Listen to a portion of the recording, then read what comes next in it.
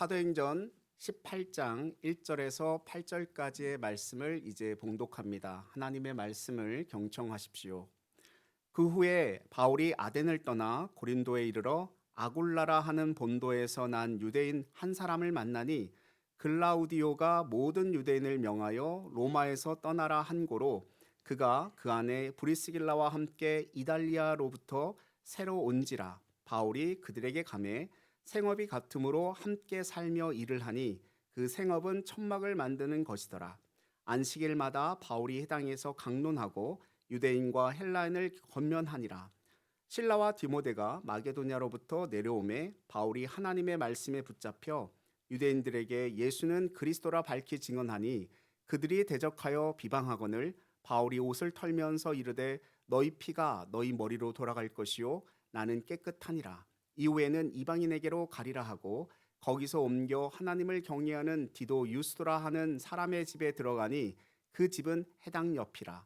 또 해당장 그리스도바가 온 집안과 더불어 주를 믿으며 수많은 고린도 사람도 듣고 믿어 세례를 받더라. 아멘.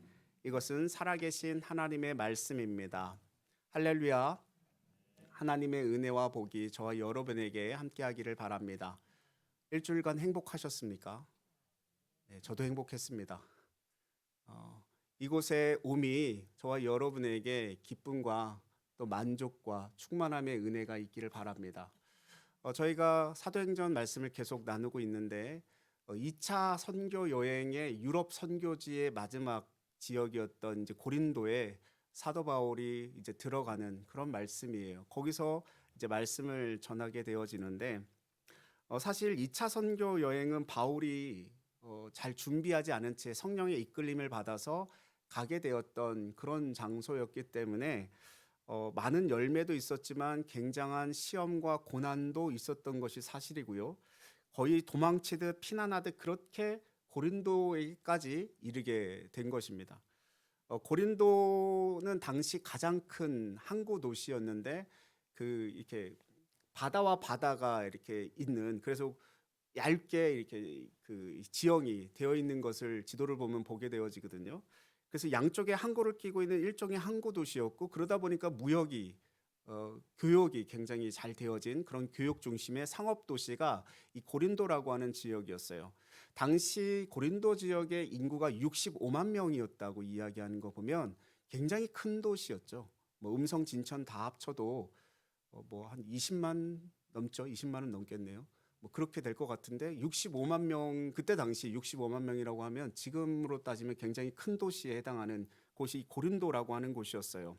그 아테네가 가까워서였는지 그 아리스티네스라고 하는 사람의 기록을 이렇게 보게 되면 거리마다 지혜자들이 있었대요. 소피스트라고 불리우는 그런 지혜자들이 있어서 그 사람들에게 가서 자기의 어떤 문제들을 상담하고 답을 얻으려고 하는 사람들의 노력이 있었다라고 기록되어져 있습니다. 그러니까 지적 욕구도 이 고린도 교회에 있는 사람들에게 있었습니다. 그런데도 불구하고 그곳에는 너무나 타락하고 너무나 음란한 도시여서 고린도 사람이라고 하는 말 자체가 그냥 음란한 사람, 방탕한 사람이라고 하는 뜻을 가진 그런 이름이었어요.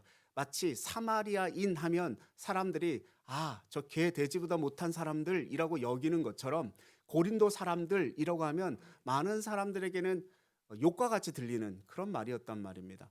그런 지역이 고린도 교회였어요. 고린도라고 하는 지역이었어요. 거기다가 아프로디테 신전이라고 하는 그 사랑의 여신이라고 하는 신을 섬기는 그 신전에는 창녀들이 1,000명 정도나 되는 창녀들이 거기 우글우글거리고 있었고, 그리고 아폴로 신전에는 미소년들을 두어서 여성과 남성이 이렇게 성행위를 하도록 그 신전에서 그것을 조장했던 그런 어떤 타락한 그런 도시였다라는 것이죠. 도저히 그 고린도라고 하는 지역에 가서 그렇게 타락한 도시에 가서 복음을 전한다라고 하는 것은 상상하기 어려운 그런 어떤 자리였는데, 그곳에 어떤 일이 벌어지냐면 2절 3절 말씀 같이 한번 읽어보겠습니다. 같이 읽습니다. 아굴라라 하는 본도에서 난 유대인 한 사람을 만나니 글라우디오가 모든 유대인을 명하여 로마에서 떠나라 한 고로 그가 그 안에 브리스길라와 함께 이달리아로부터 새로 온지라. 바울이 그들에게 가매 생업이 같으므로 함께 살며 일을 하니 그 생업은 천막을 만드는 것이더라. 아멘. 고린도에 이르러서 누구를 만났다고 성경은 말합니까? 아굴라를 만났다고 얘기합니다. 아굴라. 브리스길라와 아굴라. 이 부부는 사도 바울의 평생의 동역자예요. 그러니까 사도 바울의 어떤 사역 가운데 정말 없어서는 안 되는, 끊임없이 사도 바울을 영적으로 돕고 물적으로 돕고 또는 어떤 여러 가지 일, 동역하는 어떤 그런 사역을 감당했던 사람들인데, 고린도에서도 교회를 개척하고 선교할 수 있도록 하나님께서 준비한 부부 브리스길라와 아굴라를 만나게 하시죠. 빌립보에서는 누굴 만났습니까? 자주 옷감 장사 루디아를 만나게 되죠. 데살로니가 교회에서는 누굴 만납니까? 야손이라고 하는 사람을 만나서 야손을 통해서 데살로니가 교회가 이렇게 세워져 가게 되어져 있죠. 지금 뭐 사도 바울이 가는 걸음걸음마다 하나님의 사람들을 만나서 하나님의 교회를 이렇게 세우게 됨을 보게 되어지지 않습니까? 이게 우연입니까? 네, 우연이 아닙니다. 네, 우연이 아닙니다. 저와 여러분의 만남이 우연입니까? 네, 우연이 아닙니다. 하나님의 섭리고 하나님의 계획하심이에요. 살아보면요, 내가 그때 그 사람을 왜 만났을까? 그 사람을 만난 그 시점을 통해서 나는 어떤 변화의 삶을 살았는가? 그것을 더욱더 절실히 느끼게 됩니다. 그때 그 시절에 그 사람을 만남으로 말미암아 내 인생의 전환점을 갖게 된 거예요. 저도 그렇습니다. 저도 예배 가운데 집회 가운데 한 목사님의 설교 말씀을 들음으로 말미암아 인생의 전환점들을 참 많이 경험했습니다. 굳이 이렇게 살지 않아도 되는데 그 만남을 통해서 나의 삶의 방향성이 바뀌어지고요. 삶의 가치관이 바뀌어지고요. 삶의 세계관이 다 달라져 버렸어요. 그래서 이 사람들이 생각할 때 왜 굳이 그렇게 살아갑니까? 왜 그런 길을 걸어갑니까? 라고 얘기하는 사람들이 많음에도 불구하고 저에게 있어서 확고한 가치관과 세계관이 정립이 되니까 이 길을 걸어가는데 또 내가 하나님 앞에 받은 말씀 앞에 살아가는데 조금도 부족함이 없더라고요. 저와 여러분은 누구를 만났습니까? 인생 가운데 누구를 만나셨습니까? 그리고 앞으로 누구를 만나시렵니까? 어, 저는 이 사도 바울이 가는 걸음걸음마다 절묘하게 사람들을 만나는 것을 보게 되는데, 지금 이 아굴라라고 하는 사람은 특히 본도 출신이라고 성경은 말하거든요. 본도는요, 터키의 북동쪽에 있는 곳이었어요. 그곳에 있던 사람이 로마로 가서 살았어요. 어떻게 로마로 갔는지는 모르겠는데 로마로 갔는데 로마에 있던 사람이 지금 고린도에 있단 말이에요. 글라우디오라고 하는 황제가 칙령을 내려서 유대인들을 다 로마로부터 쫓아냅니다.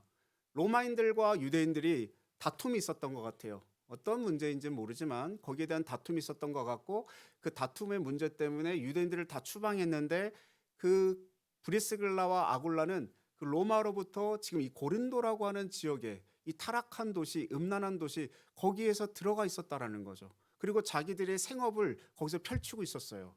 그래서 사도 바울이 딱 보니 브리스길라와 아굴라가 있었는데 그들은 생업이 뭐였냐면 천막을 만드는 일이었습니다. 사도 바울이 갔을 때 이 브리스길라와 아굴라가 천막을 만드는 사람들이었다라고 하는 이야기를 들었을 수도 있고요. 또는 브리스길라와 아굴라가 신앙을 가지고 믿음을 가지고 하나님을 경외하는 사람들이었다라고 하는 이야기를 들었을 수도 있습니다만, 그게 뭐 중요한 게 아니고요. 지금 사도 바울은 그들에게 갔어요. 왜 갔습니까? 먹고 살 길이 없어서. 지금 아무것도 준비된 게 없어요. 지금 홀로 배를 타고 아덴으로 와가지고 아덴에서 지금 고린도로 갔단 말이에요.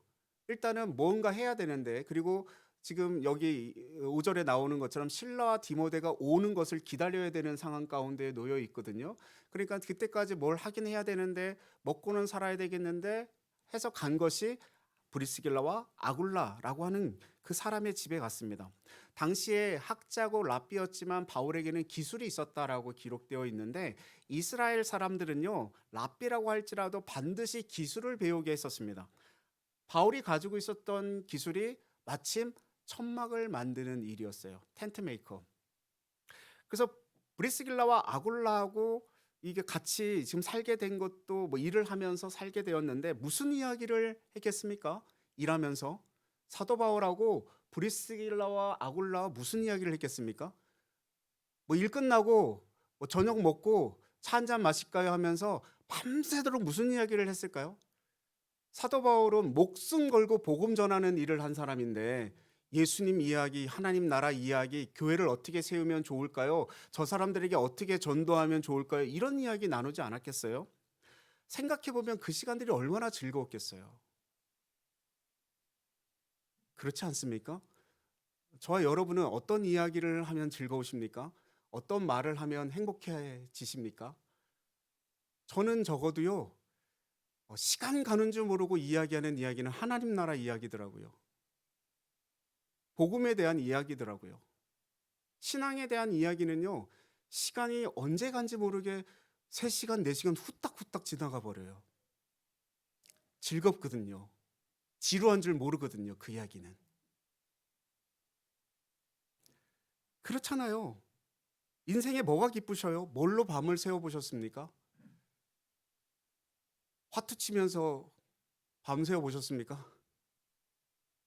그 밤 새우고 나면 뭐 남는 건 아무것도 없고 허리만 아프고 다리만 아프고 그러잖아요.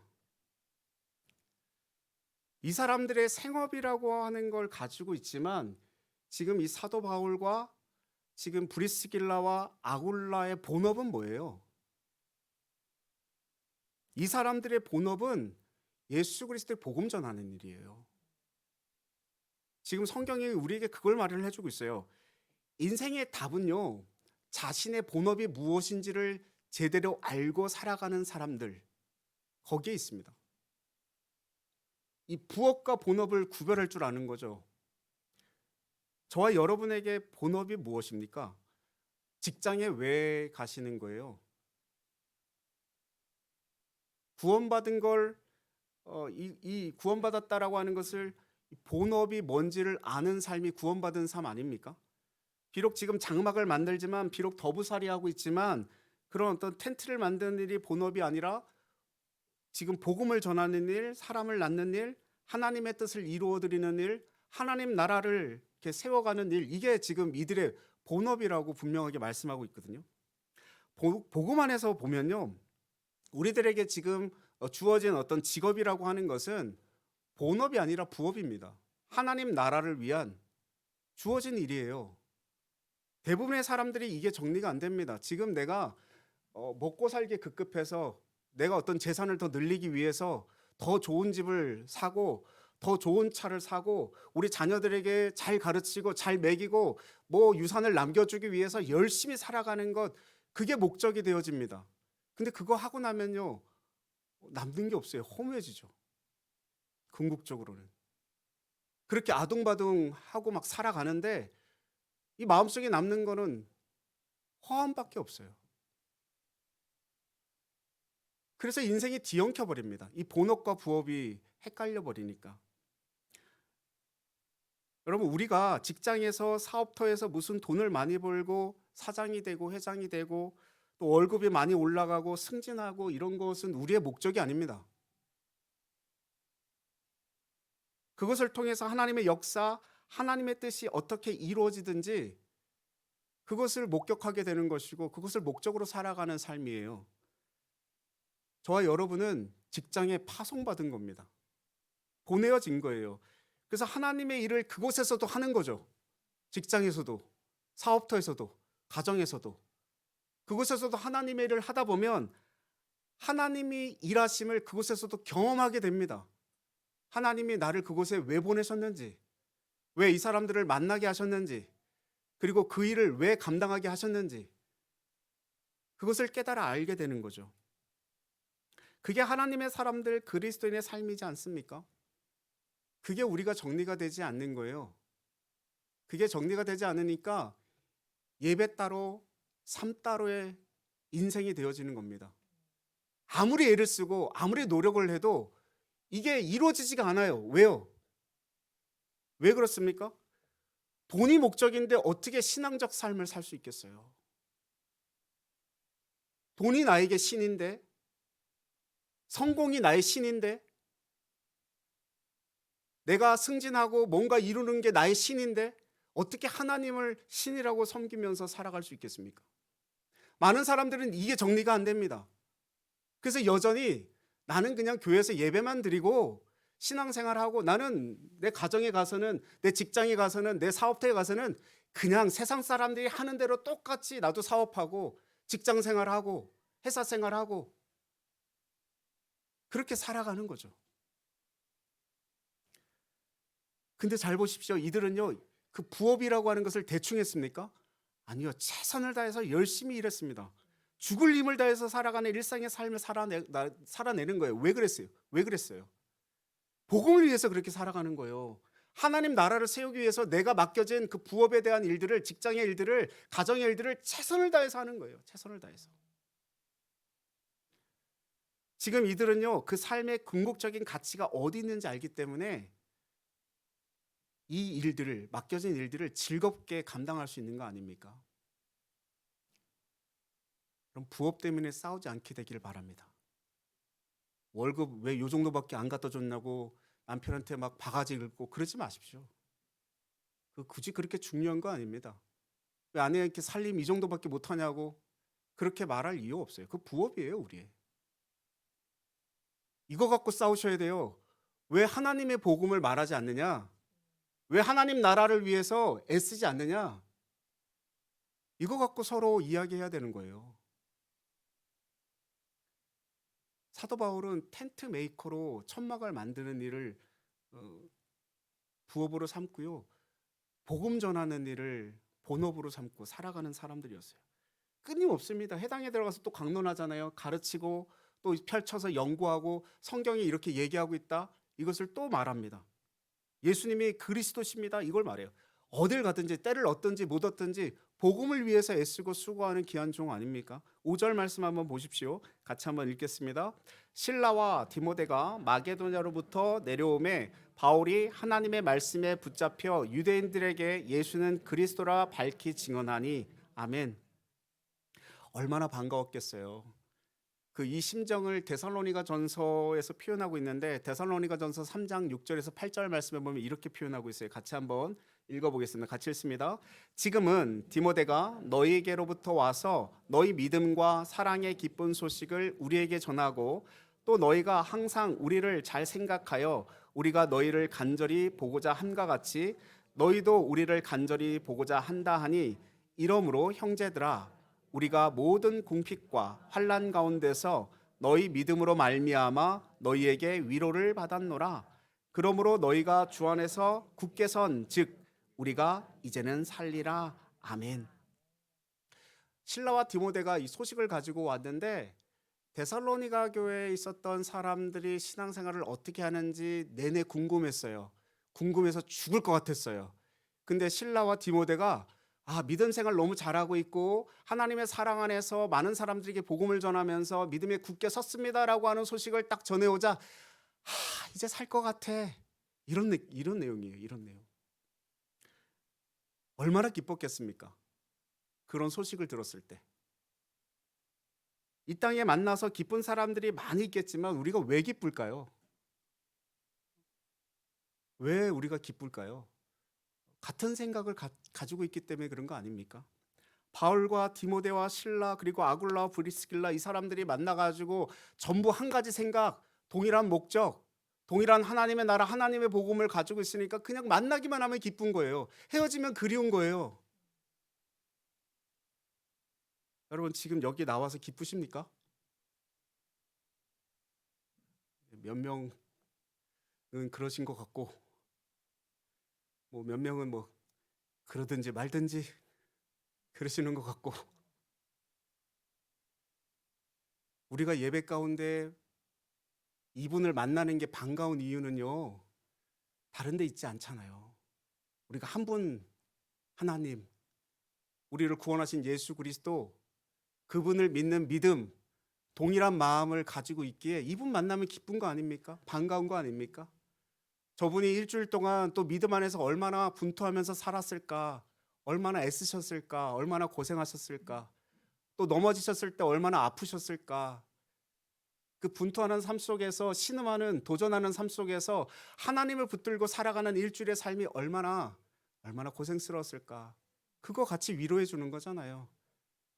그리고 격려하고 예배하고 하나님의 은혜가 충만하게 우리 안에 임했을 때 또 일주일을 또 말씀 가운데 살아가면서 또 세상과 싸워 이길 수 있도록, 승리할 수 있도록 힘을 주고 위로하고 격려하고 함께 손잡고 붙잡아 나가는 거잖아요. 그래서 이 자리에 우리가 만나는 게 반가운 거 아닙니까? 뭐 못하러 모여요. 그냥 온라인 예배 드리지. 그렇지 않습니까? 그냥 온라인으로 예배 드리면 그거 충만하잖아요. 예배, 우리가 이곳에 모이는 건요, 하나님과의 교제도 있지만 한 생각 한 마음을 가지고 있는 성도들끼리 같이 모이기 때문에 그런 거예요. 그래서 반가운 거죠. 저 사람이 일주일 동안 어떻게 믿음으로 잘 생활했을까, 기대가 되고 소망이 되고 또 일주일의 삶을 또 기대하면서 살아가는 거 아닙니까? 그게 뭐예요? 사도 바울이 지금 뭐라고 얘기하고 있어요? 5절에 하나님의 말씀에 붙잡혔다고 얘기해요. 하나님의 말씀에. 인생의 비밀은 여기 있다고 저는 봅니다. 저와 여러분은 붙잡고 있는 게 나의 인생이 되는 거예요. 여러분 뭐에 붙잡혀 살아가고 계십니까? 무슨 다른 거 붙잡혀 살아가는 거 아니에요? 돈에 붙잡혀 살아가는 거 아닙니까? 자녀에게 붙잡혀 살아가는 거 아닙니까? 뭐에 이렇게 붙잡혀 여러분 살아가고 계십니까? 사도 바울은요, 말씀에 붙들렸어요. 하나님의 말씀에 붙들려 있었어요. 사람의 말에 붙들린 게 아니고 어떤 사상이나 어떤 이념에 붙들린 게 아니고요, 하나님의 말씀에 붙들렸다라는 거예요. 이것은 뭘 얘기하냐면 하나님의 말씀 앞에 항복했다라는 것입니다. 하나님의 말씀에 항복하게 되면요, 우리의 생각이 다 사라지는 거예요. 우리 마음의 밭은요, 인간의 언어와 인간의 생각과 인간의 아이디어와 인간의 이미지로 쓰레기장이 되어 간대요. 쓰레기로 가득 차 있대요. 그래서 쉼이 없어요. 밖에 있다가 집에 딱 들어갔는데 집에 온갖 쓰레기로 가득합니다. 집에서 쉴 수가 없는 거예요. 우리들의 마음이 그렇대요. 말씀에 붙들렸다라고 하는 것은요, 이 말씀이 더 이상 내 생각에 이끌려 가지 않도록 나를 이끌어가는 삶이 된다라는 거예요. 무엇이요? 말씀이 나를 이끌어가는 삶이 된다라는 거예요. 그래서 우리는요, 어떻게 해서든 여러분 목숨을 걸어서도 성경책 읽어야 돼요. 읽고 또 읽어야 됩니다. 묵상하고 또 묵상해야 되고요. 이 시대는요, 말씀을 놓친 시대입니다. 말씀이 없어요. 말씀이 없습니다. 우리 자녀들도 말씀을 다 빼앗겨 버렸습니다. 뭐에 빼앗겼습니까? 이미지와 동영상에 다 빼앗겨 버렸어요. 그래서 그 아이들이 텍스트, 책 읽는 거를 싫어합니다.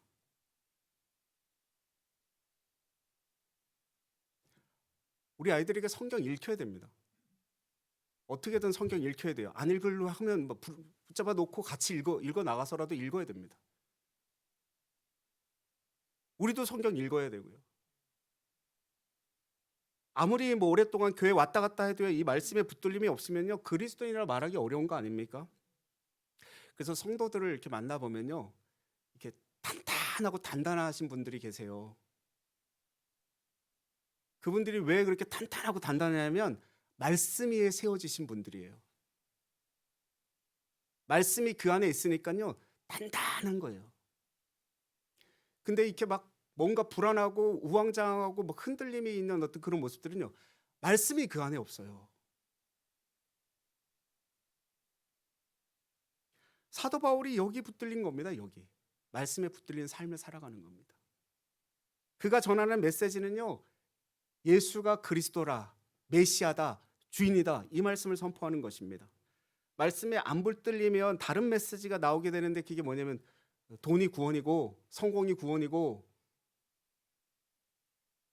권력이 구원이고 뭐 이 종교 다원주의적인 그런 생각을 가져요. 모든 데 구원이 있다라는 거예요. 길이 오직 한 길, 예수 그리스도밖에 구원이 없음을 여러분 믿으시기 바랍니다. 이 분명히 말씀이 전해주는 거 아닙니까? 그래서 시편 1편 1절 2절 보면요, 복 있는 사람은 오직 여호와의 율법을 즐거워하며 그의 율법을 주야로 묵상하는도다, 이렇게 말합니다. 하나님의 말씀을 묵상하는 것이 왜 복이냐? 이 말씀이 나를 지배하기 때문에 그런 거죠. 그게 복이라는 거예요. 우리가 주일날 왜 예배드려요? 왜 말씀을 듣습니까? 저와 여러분 여러 가지 이유가 있겠지만 그래도 말씀으로 한 주를 시작하겠다라는 거 아닙니까?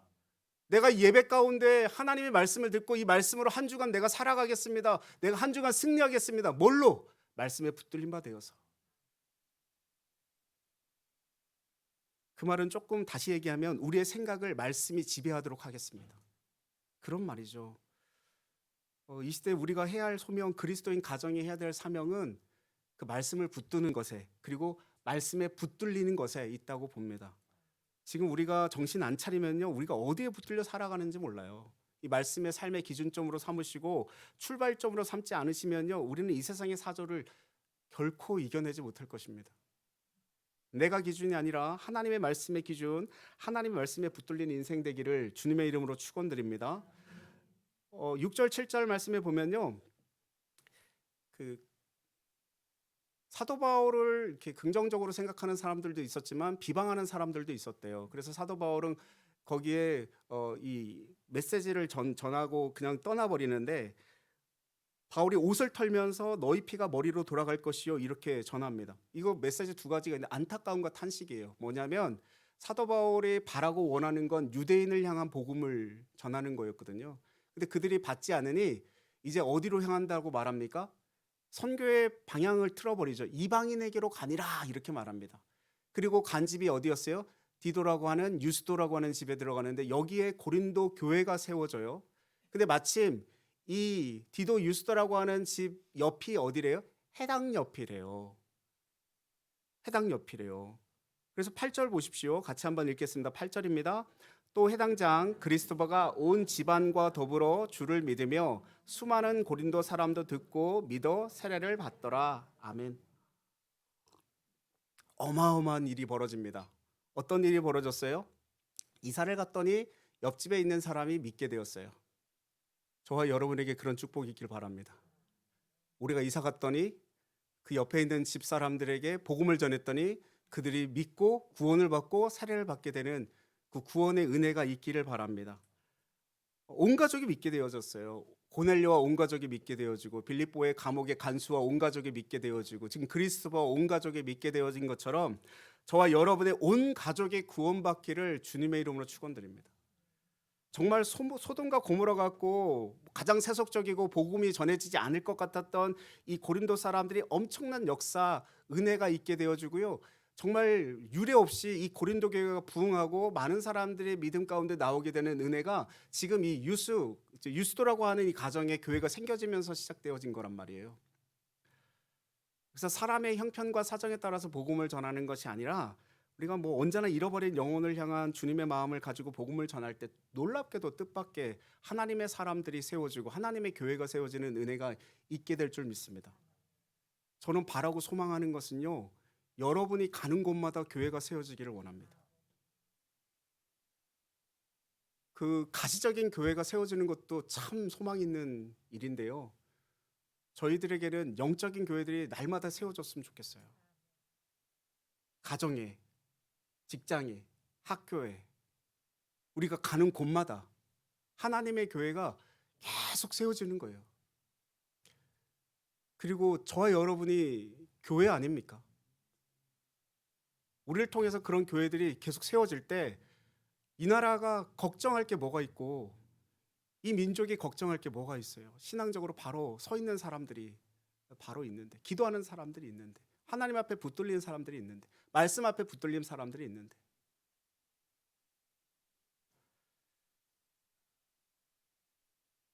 (4월이) 시작이 됐어요. 그리고 한 주가 또 시작이 되어집니다.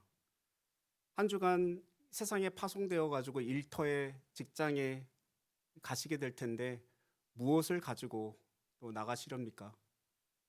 뭐에 붙들려 직장에 가시겠습니까? 저는 여러분들이 일에 붙들려, 직장에 붙들려 가지 않게 되길 바랍니다. 주님께 붙들려 가셨으면 좋겠어요. 하나님 말씀의 기준이 되어서 직장의 삶을 사셨으면 좋겠습니다. 그리고 한 주간의 삶이 목적 있는 삶 되기를 축복합니다. 바울이 가는 곳마다 교회가 되었던 것처럼 저와 여러분이 가는 곳마다 교회가 생명력 있게 살아나지는 역사가 있게 되기를 바랍니다. 오늘 한 주간도 주님과 동행하시고 복음으로 살아가는 저와 여러분 되기를 주님의 이름으로 축원드립니다. 기도하겠습니다. 하나님 아버지, 오늘도 고린도 사역을 통해 동역자의 소중함을 알게 됩니다. 우리도 복음의 동역자가 다 될 수 있도록 인도하여 주시옵소서. 정말 말씀에 붙들린 사람이 되게 하시고 말씀의 기준으로 살게 하여 주시고 가는 일터마다 교회가 되게 하시고 가는 곳마다 하나님의 나라가 세워지게 하시고 가는 삶의 자리가 놀랍게도 하나님의 평강과 샬롬이 이루어지는 복이 임하게 하여 주옵소서. 사람을 외모로 판단하지 않게 도와주시고 때를 얻든지 못 얻든지 복음을 담대하게 전해서 한 영혼이라도 구원하는 놀라운 은혜가 우리의 삶에 있게 하여 주옵소서. 이 땅의 모든 그리스도인들이 흩어져 살아가는 삶의 일상의 자리가 예배의 자리가 되게 하시고 그들이 맺는 모든 관계를 통해서 교회가 세워지는 역사가 있게 하여 주옵소서. 예수님의 이름으로 기도하옵나이다. 아멘.